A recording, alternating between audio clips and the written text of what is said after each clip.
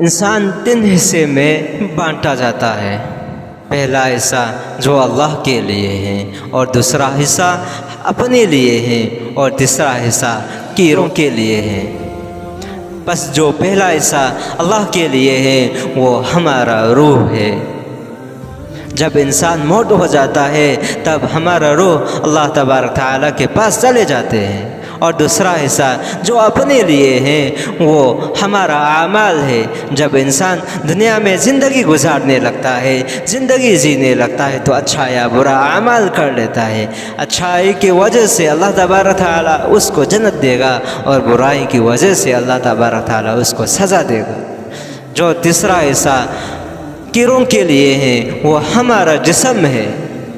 جب انسان موت ہو جاتا ہے، جب مٹی میں دفن کیا جاتا ہے، تب کیڑے آ کے ہمارے جسم کو نوچ نوچ کے کاٹ کاٹ کے کھانے لگتا ہے۔